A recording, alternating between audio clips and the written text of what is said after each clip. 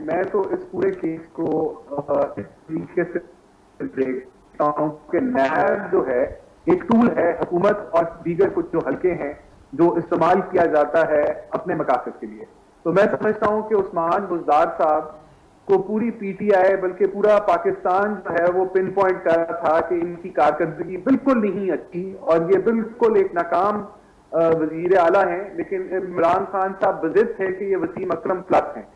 वसीम अकरम साहब को भी शर्मिंदगी थी कि उनका नाम इस्तेमाल किया जा रहा है। लेकिन इस सिनारियों के अंदर मैं समझता हूं कि या तो जो है वो इमरान खान साहब जो है वो पब्लिकली नहीं कहना चाहते कि उनका टाइम आ गया है कि वो चले जाएं, तो इसलिए केस बना दिए गया उन पे, और या फिर वो जो क्या कहते हैं महकमा ज़राअत है उसने सोच लिया कि ये अब वक्त आ गया है कि बुज़दार साहब को भेजा जाए, क्योंकि ये मुल्क के साथ जाती है बल्कि सबसे बड़े सूबे के साथ जाती है कि इस तरह का वसीम अकरम प्लस को लगाया गया है।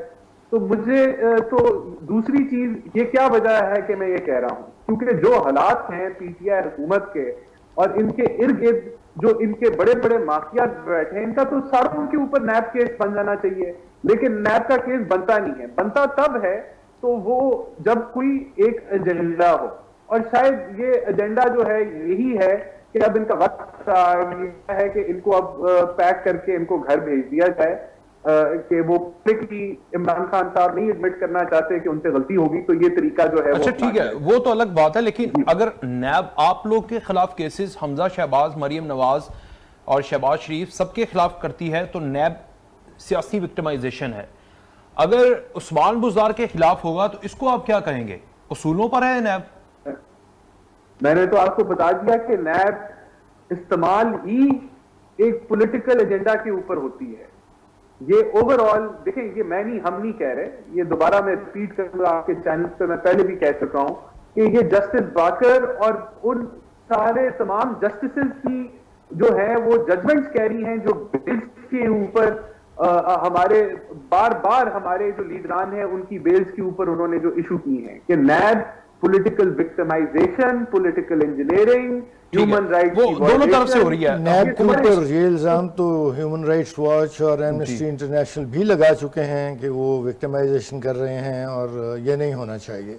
तो इसके ऊपर नैब अगर एक्शन वाकई लेना चाहे तो मैं समझता हूँ इनका शायद कोई वजीर बचे, शायद इनका कोई ऐसा कारकुन बचे जो एक अच्छी पोजीशन के ऊपर बैठा हुआ है और उन सब शुरू हो जाए।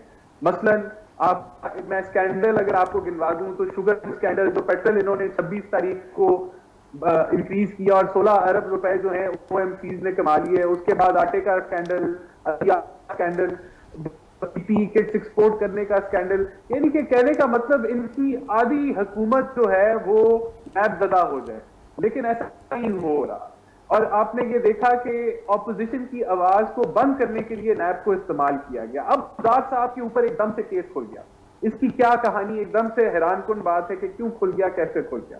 तो मैंने आपको तज्जिया करके बताया है कि इमरान खान साहब तो बरित थे कि ये वसीम अकरम प्लस है और यही चलेंगे। तो या तो फिर दो ही ऑप्शन है, या तो जो हमारा जो महकमा ज़राअत है उसने कहा कि वक्त आ गया है कि बुज़दार साहब जो है वो घर चले जाएं, या फिर इमरान खान साहब खुद पब्लिकली एडमिट नहीं कर सकते कि ये उनसे एक गलत चॉइस होगी और वो नैब को इस्तेमाल कर रहे हैं उनको फारिग करने के लिए। तो मुझे तो यही दो चीजें समझ। ठीक है, बहुत शुक्रिया राना एहसान अफजल साहब।